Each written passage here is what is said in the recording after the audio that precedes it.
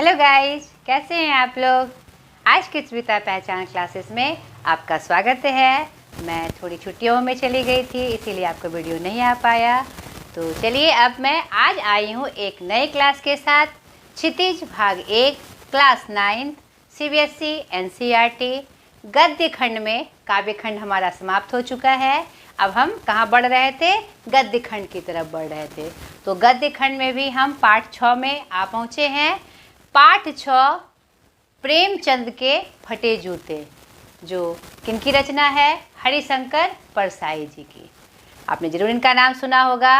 और यह क्या है? एक व्यंग लेख। हरिशंकर परसाई जी हिंदी लेखक और विशेष व्यंग्यकार के रूप में प्रसिद्ध हैं।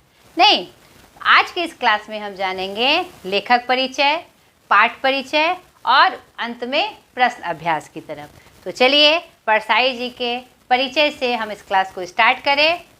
हरिशंकर परसाई आधुनिक हिंदी साहित्य के प्रसिद्ध हिंदी लेखक एवं व्यंग्यकार। आपको मैं बता दूं कि हिंदी की जो गद्य विधा है उसमें इन्होंने व्यंग को स्थान दिलाया, एक प्रमुख स्थान दिलाया। इन्हीं का सबसे बड़ा योगदान है। और व्यंग लेख जो उनका होता था वह सिर्फ हास्य रूप में या गुदगुदाने वाली या मनोरंजन करने वाली नहीं होती थी। वह व्यंग रूप में ऐसे विषय वस्तु को उठाते थे जो सामाजिक सरोकार से थे।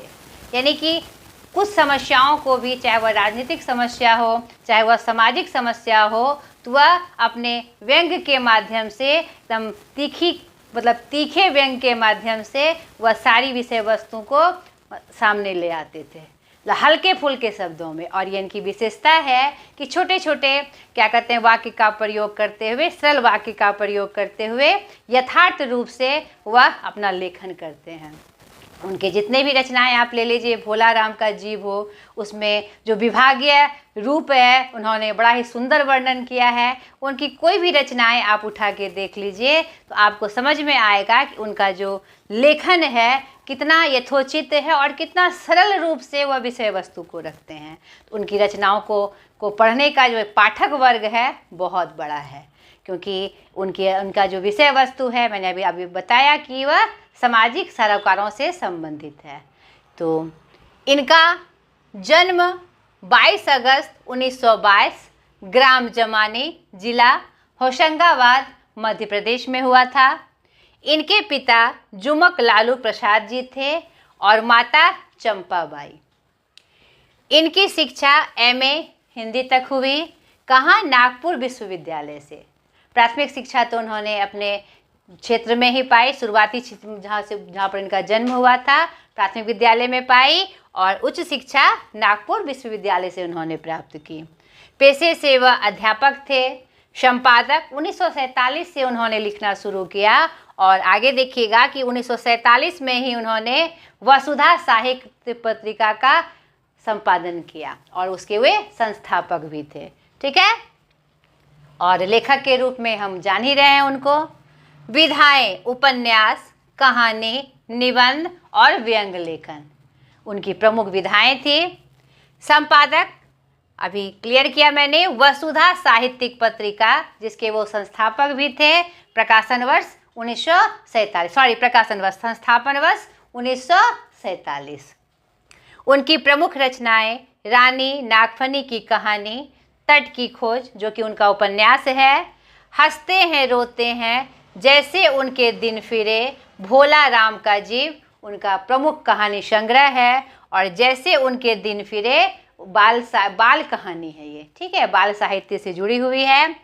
शिकायत मुझे भी है, पगडंडियों का जमाना निबंध संग्रह, गर्दिश के दिन आत्मकथा, अकाल उत्सव बाल साहित्य, वैष्णव की फिसलन, ठिठुरता हुआ गणतंत्र, विकलांग श्रद्धा का दौर उनका व्यंग लेख है। और सुदामा के चावल उनकी समीक्षात्मक विषय वस्तु है। ठीक है।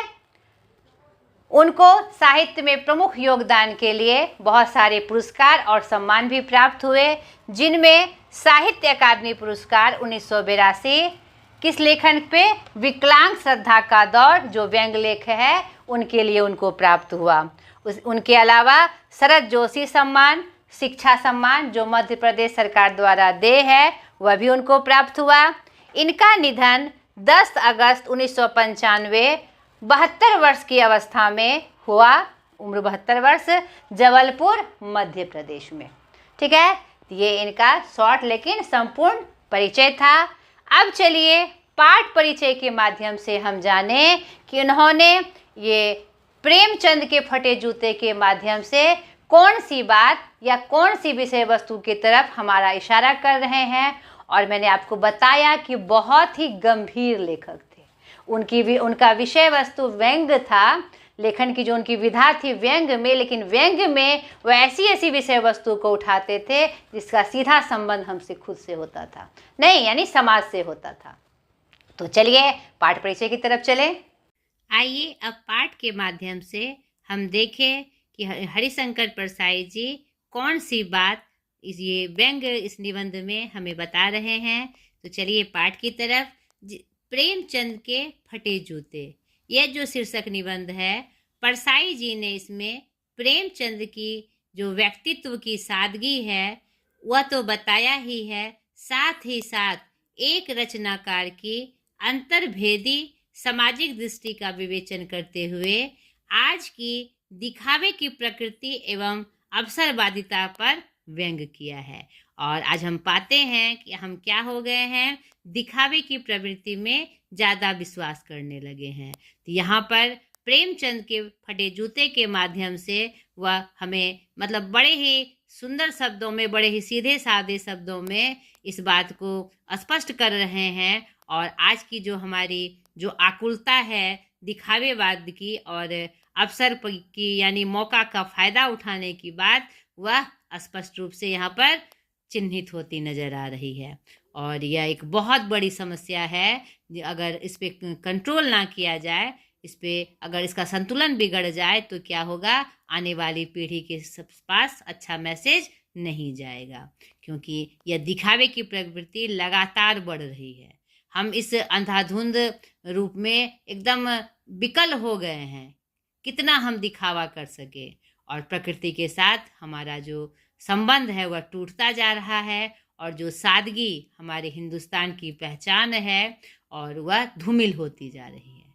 और जिससे हमारी पहचान है, नहीं सादा जीवन उच्च विचार, ये हमारे महापुरुषों की पंक्ति है। लेकिन आज हम दिखावे की प्रवृत्ति में आगे बढ़ते जा रहे हैं, आगे ही बढ़ते जा रहे हैं। तो चलिए पाठ के माध्यम से देखें।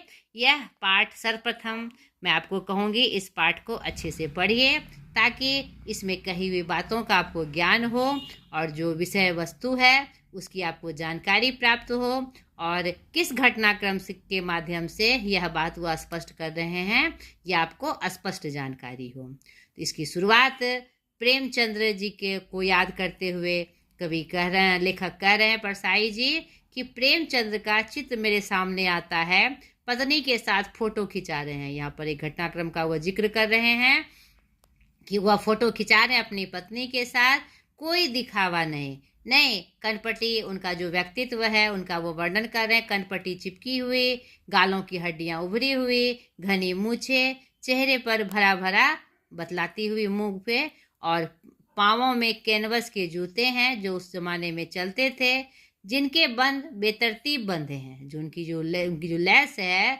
बेतरतीब ढंग से बंधे हैं, और लापरवाही के उपयोग करने पर बंद के सिरों पर कि लोहे की पतरी निकल जाती है। यानी कि उनके जो जूते की स्थिति थी बहुत बदतर थी। दाहिने पांव का जूता तो फिर भी ठीक था, मगर बाएं का जूता जो था वह छेद था, और जो छेद स्पष्ट रूप से दिख रहा था क्योंकि उससे उंगलियां बाहर निकल आई थी।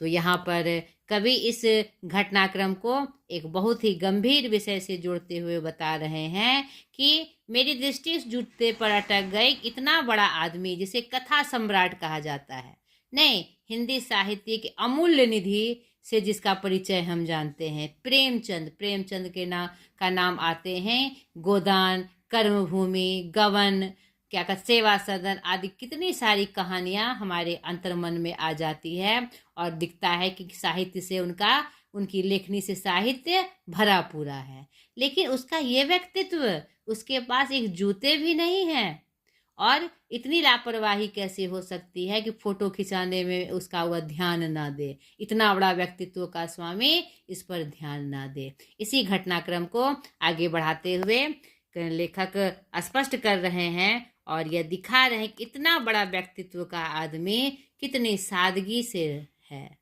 नहीं, और उनकी चेहरे पे जो मुस्कान है उसको यह दर्शाते हुए कवि स्पष्ट कर रहे हैं उस माध्यम से कि जो उनके चेहरे पे जो हंसी है उन पर उनका मतलब मन विकलित हो जाता है, विचल हो जाता है कि यह जो गंभीर मुस्कान है, यह व्यंग है। हम आज के जो आधुनिक युग, जिसको हम आधुनिक कहते हैं, आधुनिक लोगों पर जो दिखावे की प्रवृत्ति में आगे बढ़ता जा रहा है, उसका व्यक्तित्व सिर्फ दिखावे की तरफ है, अंदर से क्या है, वह खोखला है।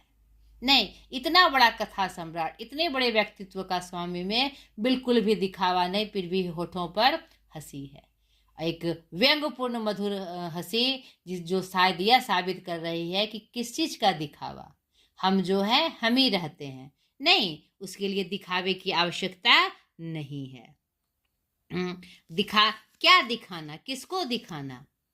हम जो दिखावा करते हैं किसी भी चीज का, पहनने का, कौन क्या, उससे क्या मिलता है, उससे हमें क्या प्राप्त होता है? हमें प्राप्त होता है हम जो देश के लिए, समाज के लिए, परिवार के लिए करते हैं, वही उदाहरण स्वरूप देखा जाता है। जैसे कि ये महान सम्राट का देखा जा रहा है, क्या कहते हैं, उससे उनकी छवि खराब हो गई। उस फोटो में उंगली से जो उनके पैर निकल आए थे, तो क्या उनसे उनकी छवि खराब हो गई? नहीं, कहीं से भी नहीं हुई, क्योंकि वो एक साइड में वह फटा जूता और दूसरे साइड में अथाह भंडार, तो लोग अथाह भंडार को देखते हैं। और इसी क्रम में, यह घटनाक्रम में आगे बढ़ता हुआ यह निबंध दिखता है टोपी, जिसमें इन्होंने एक और भी बहुत सुंदर बात कही है, टोपी और जूते के मामले में। जूता हमेशा टोपी से कीमती रहा है।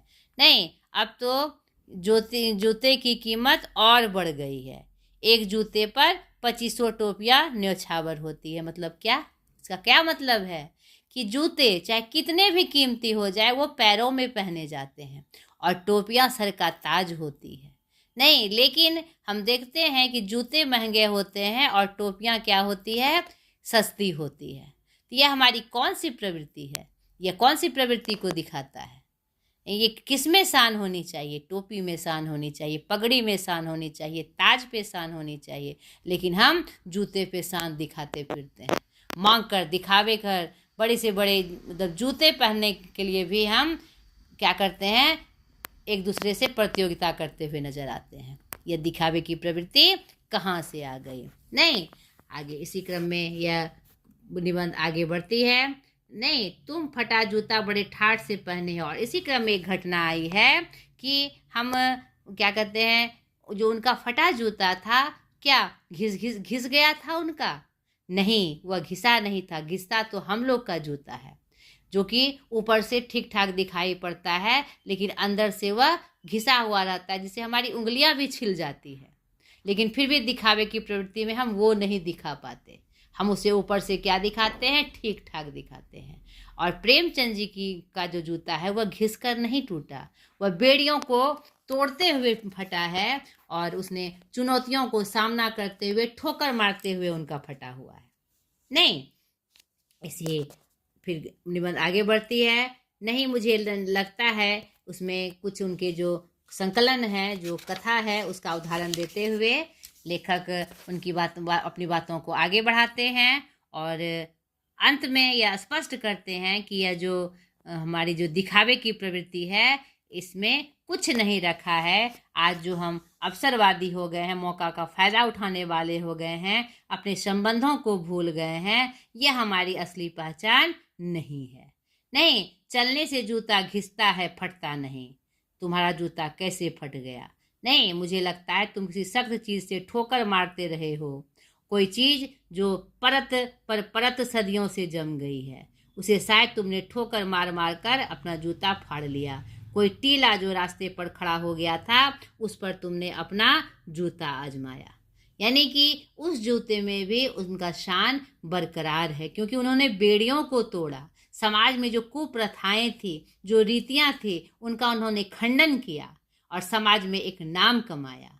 यहाँ पर उनका जूता किसका परिचायक है? उस रूढ़ियों को, परंपराओं को जड़ से खींचने की।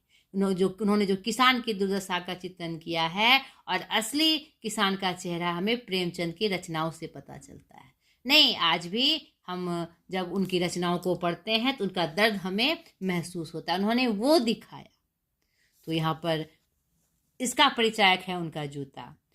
और अंत में कवि के लेखक, तुम मुझ पर या हम सभी पर हंस रहे हो, उन पर जो उंगली छिपाए और तलवा घिसाए चल रहे हैं, उन पर जो टीले को बरकरार बाजू से निकल रहे हैं, तुम कह रहे हो मैंने तो ठोकर मार मार कर जूतर फाड़ लिया, उंगली बाहर निकल आई पर पाँव बच रहा है, मैं चलता रहा मगर तुम उंगली को ढांकने कि चित्र में तलवे का नाश कर रहे हो, तुम चलोगे कैसे। यानी इस पंक्ति के माध्यम से एक बहुत ही गंभीर बात लेखक इशारा कर रहे हैं कि तुम दिखावे की प्रवृत्ति में अपना विनाश कर रहे हो, नहीं, और उसे छुपा रहे हो और उंगलियों को ढकने की कोशिश कर रहे हो, और तुम्हारा तलवे का नाश हो रहा है। तुम ठोकर नहीं मार रहे, तुम रूढ़ियों को ठोकर नहीं मार रहे हो, गलत परंपराओं को ठोकर नहीं मार रहे हो, उसको तुम रास्ता दे रहे हो। ये जो दिखावे की प्रवृत्ति है, मौके का जो फायदा उठाने की प्रवृत्ति है, या आने वाली पीढ़ी में जहर घोल देगी। उसे जड़ से खींचकर हटाने की आवश्यकता है, ना कि उंगली बचाने की। उसमें तलवे घिसकर तुम अपने पैर को कमजोर बना रहे हो, नहीं, और आने वाली पीढ़ी के लिए अच्छा जो पद चिन्ह है वह नहीं दे पा रहे हो। तो उसे खींचकर, यानी उसे ठोकर मारकर उसे जड़ से तोड़ने की कोशिश करो। अपने तलवे को मत छुपाओ, जो दिखावे की प्रवृत्ति में घिसते जा रहे हैं, फटते जा रहे हैं, जिससे खून का रिसाव हो रहा है। ये दर्द क्यों सह रहे हो? दिखावे में ये दर्द क्यों? उस रूढ़ियों को ठोकर मारकर, भले ही उंगली दिख जाए, उंगली चोट लग जाए, उंगली दिखाई पड़ जाए, लेकिन उस जो रूढ़ी है उसको जड़ से खत्म करो। मैं समझता हूँ, तुम्हारे फटे जूते की बात समझता हूँ, उंगली का इशारा समझता हूँ, तुम्हारी व्यंग मुस्कान समझता हूँ। यानी यहाँ पर प्रेमचंद के फटे जूते के माध्यम से स्पष्ट कर रहा है कि तुम ये समझा रहे हो हमें कि, और उंगली का इशारा भी तुम समझा रहे हो, और फटे जूते की बात भी सिर्फ तुम समझा रहे हो कि दिखावे में कुछ भी नहीं रखा है। और तुम्हारी व्यंग मुस्कान भी हमें बता रही है कि यह इससे तुम्हें कुछ भी प्राप्त नहीं होगा। तुम अपने क्या कहते हैं जो परंपरा है उसका विनाश कर रहे हो। इसी बात से इस निबंध का अंत होता है। तो आशा करती हूँ ये निबंध आपको समझ में आया होगा, और जो मेन फैक्ट थे वो मैंने आपको स्पष्ट किए। सर्वप्रथम इस निबंध को अच्छे से आप पढ़ लीजिएगा। तो अब चलिए प्रश्न अभ्यास की तरफ जाकर मैं आपको इशारा कर दूं और थोड़ी सी हेल्प कर दूं, ताकि आपको बनाने में सहायता प्राप्त हो। चलिए प्रश्न अभ्यास की तरफ। प्रश्न अभ्यास पहला, हरिशंकर परसाई ने प्रेमचंद का जो शब्द चित्र हमारे सामने प्रस्तुत किया है, उसके प्रेमचंद के व्यक्तित्व की कौन सी विशेषताएं उभर कर आती है। यहाँ पर निबंध की शुरुआत में आप देखिएगा कि हरिशंकर परसाई जी प्रेमचंद के का जो व्यक्तित्व है उसका शब्दों के माध्यम से एक चित्र खींचते हैं, जिसमें कि प्रेमचंद का जो व्यक्तित्व है सादा है, नहीं, सिंपल सा वह इंसान है, जो देखने में भी बहुत खूबसूरत नहीं है। उनके गालों की हड्डियां उभरी हुई, गाल पिचकी हुई है, लेकिन वह व्यक्तित्व, जो चेहरा आदमी का असली परिचायक नहीं होता है, उसके जो कर्म हैं, नहीं, उसने जो क्या समाज को दिया वह उसका परिचायक है। और ये विशेषता हमारे प्रेमचंद में कूट कूट कर भरी थी।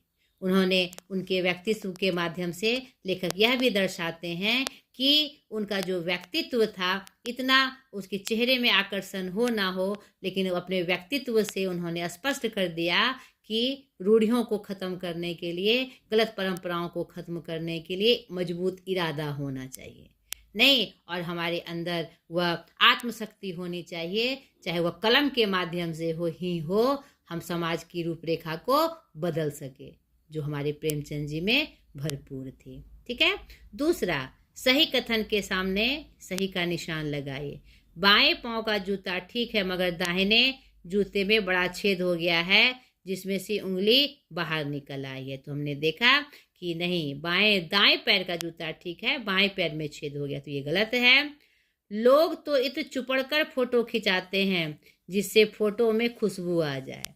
तो यहाँ पर व्यंग स्वरूप ये बात कही गई है, यह सही बात है, सही पंक्ति है ये। तुम्हारी यह व्यंग मुस्कान मेरे हौसले बढ़ाती है। नहीं, ये उनकी यह व्यंग मुस्कान उनके हौसले नहीं बढ़ाती है, उनके सामने प्रश्न चिन्ह खड़ा करती है, ये गलत है।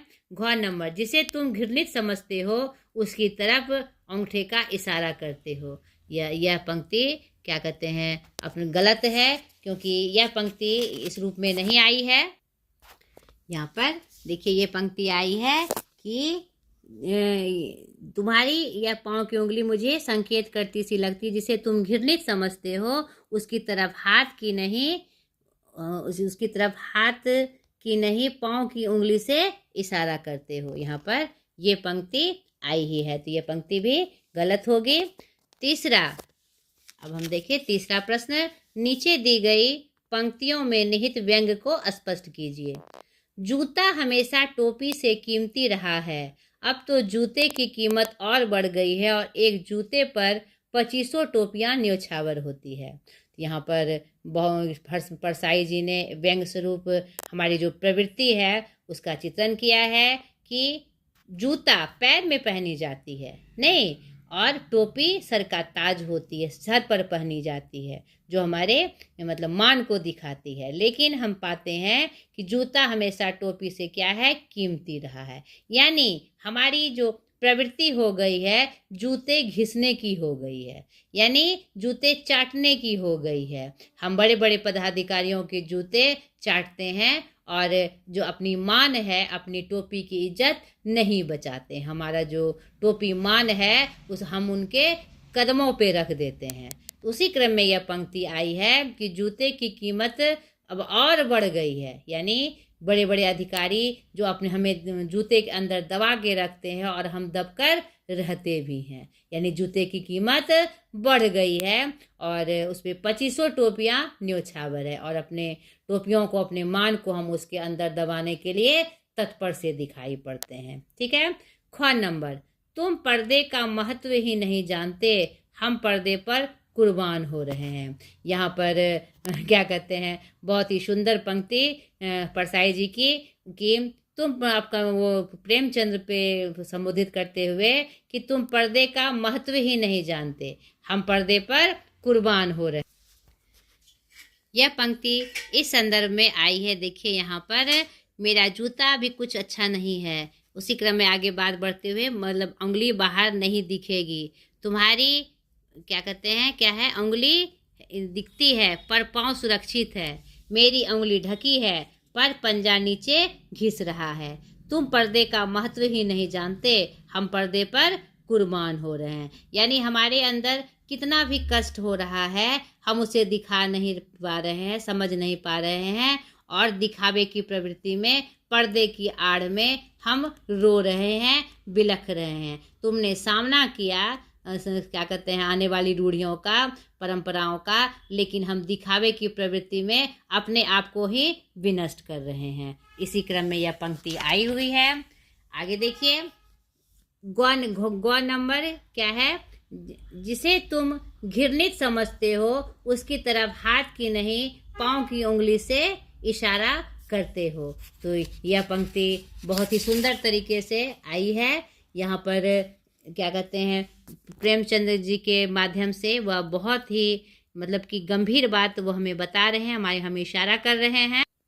यहाँ देखिए यह पंक्ति स्पष्ट रूप से आई है, मैं समझता हूँ, तुम्हारी उंगली का इशारा भी समझता हूँ और यह व्यंग मुस्कान भी समझता हूँ। तुम मुझ पर या सभी पर हंस रहे हो, उन पर भी जो उंगली छिपाए और तलवा घिसाए चल रहे हैं, उन पर जो टीले को बरकरार बाजू से निकल रहे हैं। तुम कह रहे हो मैंने तो ठोकर मार मार कर जूता फाड़ लिया, उंगली बाहर निकल आई पर पाँव बच रहा है, मैं चलता रहा मगर तुम उंगली को ढांकने की चिंता, मैं तलवे का नाश करे, तुम चलोगे कैसे, मैं समझता हूँ फटे जूते को। यहाँ पर ये पंक्ति ऊपर में है, तुम्हारी यह पाँव की उंगली मुझे संकेत सी नहीं लगती जिसे तुम घृणित समझते हो उसकी तरफ हाथ की नहीं पाँव की उंगली से इशारा करते हो। तो क्या तुम उसकी तरफ इशारा कर रहे हो जिसे ठोकर मारते मारते तुमने जूता फाड़ लिया?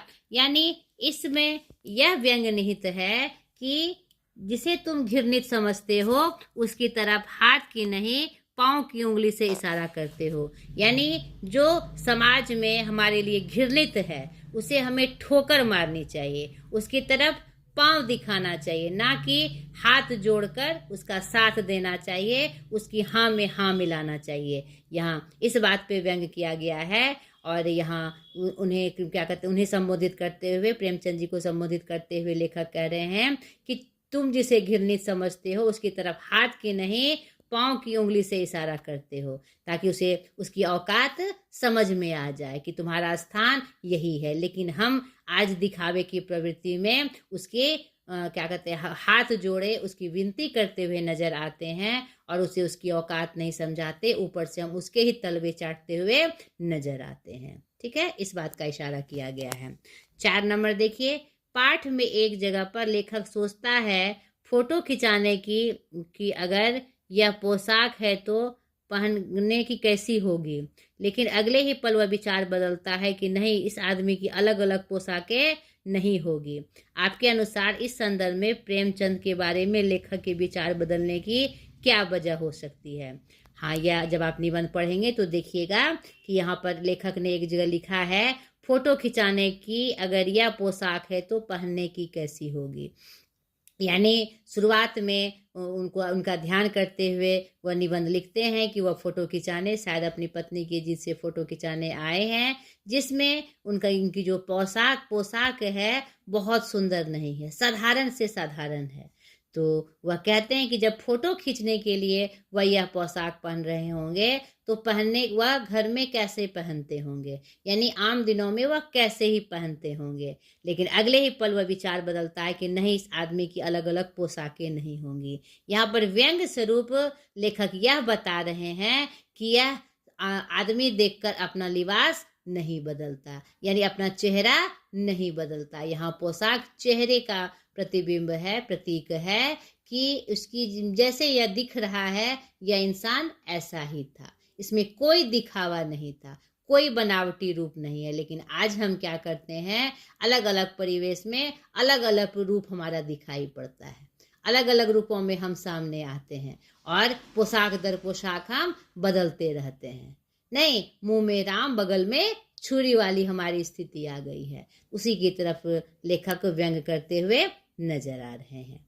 ठीक है, इसके अनुसार प्रेमचंद के बारे में लेखक के विचार बदलने की क्या वजहें हो सकती है? यहाँ पर इस बात से विचार बदलने से यह इशारा कर रहे हैं कि वह उनकी जो प्रवृत्ति थी एक सी थी, जैसे वो थे वैसे ही वो दिखते थे, उनमें बिल्कुल भी दिखावा नहीं था। भले ही उसे स्वीकार करे लोग या ना करे, लोग उसका तिरस्कार करे, मजाक उड़ाए, लेकिन जैसे थे वो वैसे ही दिखते थे। लेकिन आज उनके पास अलग अलग रूप नहीं था, लेकिन आज क्या है, हमारे सामने अलग अलग रूपों में हम लोगों के सामने दिखाई पड़ते हैं। हमारे अनेक से बहुत चेहरे हैं और हमें पहचानना मुश्किल होता है कि एक आदमी कितना चेहरा छुपाए हुए है, कितना चरित्र छुपाए हुए रखता है। ठीक है, 5 नंबर, आपने यह व्यंग पढ़ा, इसे पढ़कर आपको लेखक की कौन सी बातें आकर्षित करती है?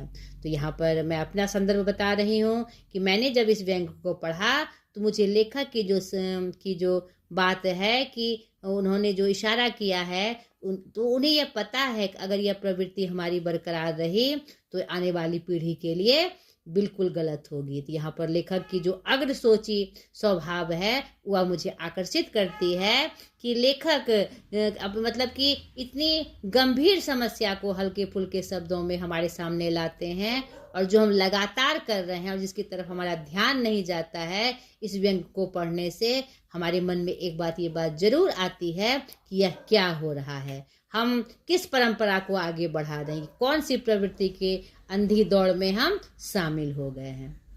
ठीक है, पाठ में टीले शब्द का प्रयोग किन संदर्भों को इंगित करने के लिए किया गया है? तो तो आप देखे होंगे कि यहाँ पर पाठ में टीले शब्द का प्रयोग किया गया है, जो कि उन्होंने ठोकर मारकर उसे गिराया था। यहाँ पर लेखक ने स्पष्ट उसका वर्णन किया है कि टीले को तुमने ठोकर मार कर गिरा दिया, नहीं, एक जूता फाड़ लिया, कोई टीला जो रास्ते पर खड़ा हो गया था उस पर तुमने अपना जूता आजमाया। यानी मतलब कि एक गंभीर समस्या जो टीले के रूप में तुम्हारे सामने खड़ी थी, जिसको पार करना कठिन था, लेकिन तुमने फिर भी उसे जूता मार कर यानी घिस कर कोशिश करते करते उस टीले को गिराया, उस परंपरा को खत्म किया, जो समस्याओं का निदान किया, उसके तरफ यह इंगित करता है। ठीक है।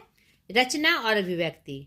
प्रेमचंद के फटे जूते को आधार बनाकर परसाई जी ने यह व्यंग लिखा है।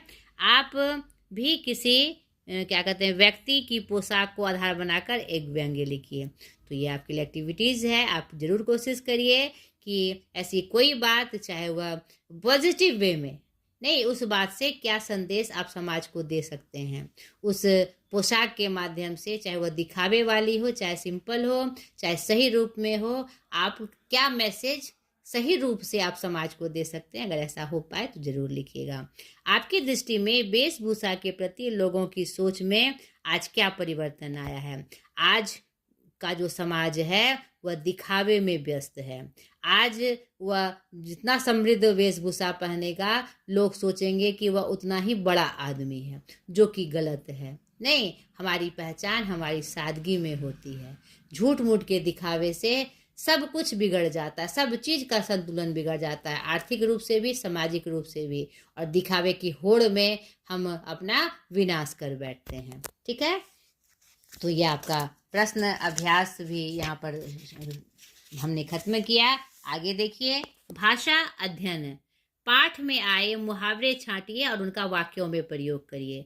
अगर यहाँ पर कोई मुहावरे वाले शब्द हैं, उन्हें छांटिए। आप जब निबंध पढ़ेंगे तो आपको समझ में आएगा। कुछ मुहावरे भी हैं इसमें प्रयोग किए गए हैं, तो उनको आप वाक्य में प्रयोग करिए। प्रेमचंद के व्यक्तित्व को उभारने के लिए लेखक ने जिन विशेषणों का उपयोग किया है उसकी सूची बनाइए। यह विशेषण जो संज्ञा की विशेषता बतलाए, यानी जो विशेषता बतलाने वाले शब्द हैं, जो प्रेमचंद की विशेषता बतला रहे हैं, उन शब्दों की आपको सूची बनानी है। तो ये पाठ्येतर सक्रियता है, कुछ एक्टिविटीज हैं वो आपको करने हैं। महात्मा गांधी भी अपनी वेशभूषा के प्रति एक अलग सोच रखते थे, उसके पीछे क्या कारण रहे होंगे पता लगाइए। महादेवी वर्मा ने राजेंद्र बाबू नामक संस्करण में राष्ट्रपति डॉक्टर राजेंद्र प्रसाद का कुछ इसी प्रकार का चित्रण किया, इसे भी पढ़िए। अमृत राय लिखित प्रेमचंद की जीवनी, प्रेमचंद कलम का सिपाही पुस्तक पढ़िए। एनसीईआरटी द्वारा निर्मित फिल्म नर्मदा पुत्र हरिशंकर परसाई देखें। इससे आपको इनके बारे में और विशेष जानकारी प्राप्त होगी। आप जरूर, आपको मौका मिले तो जरूर इसको पढ़िएगा। तो ये आपका अभ्यास भी यहीं पर समाप्त हुआ। आशा करती हूँ कि आपके लिए सहायक हुआ होगा। अगले वीडियो में फिर एक नए पाठ के साथ मैं हाजिर हो जाऊंगी। आज तक के लिए इतना ही। बाय।